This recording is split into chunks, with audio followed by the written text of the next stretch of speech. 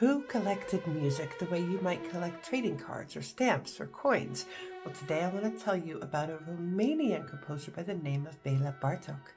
Bela's father was an agricultural educator and his mother was a trained pianist. He had a sister and he grew up pretty happy until he was 7. And when he was 7, his father passed away. Now, much younger than that, when he was 4, his mother started teaching him piano and quickly realized that this boy was really great. He could hear a melody once and then easily figure it out on his own once he'd heard it only once. Bela was a sickly and fragile child, and so music became his buddy, his thing. So between his fragile health and his father passing away very young, he internalized a lot and he became very shy, very socially awkward, but loved music. When he was 18 years old, he went to college. He studied at the Royal Academy of Music in Budapest. He first fell in love with Brahms and everything about him and started kind of composing that way. He was studying both piano and composition. But after a while, he actually found a new composer, which was Richard Strauss. And so now his ideals and what he loved moved away from Brahms into more what Strauss was doing. This kind of was an aha moment. He's like, oh, music can be modern and bold and different, but still hold its structure, which was important to him. But after a little bit, he grew restless. He didn't want his music to sound like Brahms or like Strauss. He wanted his own thing, and what he really wanted, he wanted to find the truest Romanian music possible. He wanted to create true Romanian music. So around 1905, he and a fellow composer by the name of Zoltan Kodaly, they went around villages with a phonograph and they would record rural music, people singing, people playing simple tunes, all the old tunes that they could find. And he started collecting music. And this went on until he could no longer do that. He loved hearing new tunes he'd never heard of, actually old tunes that he had never heard of. Bartók ended up collecting thousands of melodies from not only Romania, but also from Bulgaria, from Romania, from Slovakia, from all over. He would analyze their modes, their rhythms, their structures, and this was the beginning of a whole new thing that hadn't been done before. And he, in this way, was the founder of ethnomusicology, which you can now go and study. Someone had to start it, though. He believed that folk music represented the purest expression of people, because this was untouched by commercial influence.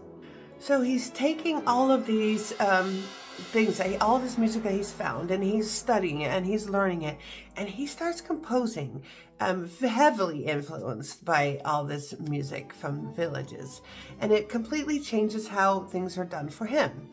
His music is often described as very percussive, very rhythmic, but it's also deeply organized. It's not this chaotic mess. This is where it's so interesting, because he both is able to radically modernize classical music, but at the same time stay deeply rooted in tradition.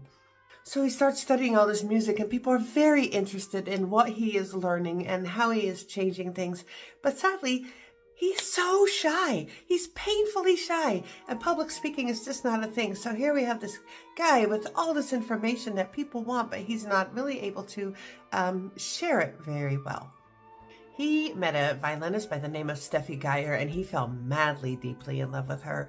And at one point he proposed to her and she rejected him, and this left him absolutely, deeply saddened. This emotional wound lingered with him for years, but eventually he got back up and he fell in love with one of his piano students, and he proposed to her and they got married. Her name was Marta Ziegler. This marriage was not good. It was very unhappy, and they ended up getting a divorce. Then he married a third time, this time to a pianist, and her name was Dita Pastori. This marriage ended up lasting for the rest of his life. They had a son. It doesn't seem that it was very happy. And it wasn't, I don't think he was a cruel man or mean man. That's not what we get from anything that people wrote about him at the time. He was very smart, very in his head, and had as brilliant as he wasn't that his emotional IQ wasn't at the same level, I would say, as his intellectual IQ. And so it was hard for him to form bonds and like including a wife. By the 1920s and 30s, he was recognized as definitely in Europe. He was known as a leading modernist composer, and in a way that he was okay with it. Remember, rooted in tradition, but modernizing all the same. His works were performed all over Europe, but also in America. People loved it, but they were often shocked by the intensity of his music. Although he was well known and people went to see his concerts or listen to his concerts, financial stability was still quite a bit elusive. And so he had to supplement his income. A lot of it was by teaching, and he was okay with that.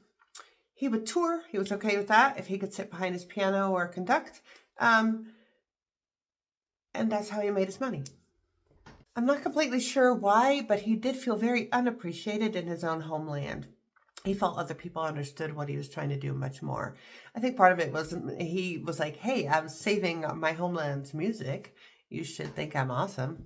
Then Hitler came to power. He did not like Hitler. He had a big problem with him, and he would not allow his music to be performed anywhere in Germany or anywhere where Nazis were in power. That really cut down where things could be performed. And the same for Italy. It's like if Mussolini is in power, my stuff may not be there. And then he started feeling a bit persecuted. He was very anti-fascism, anti-Nazism, and so he ended up fleeing to the United States of America in 1940. Once he got here, he was lonely. Nobody really knew him, and they knew his music, but they didn't really know him. Also, pretty soon after he came to America, he was diagnosed with leukemia.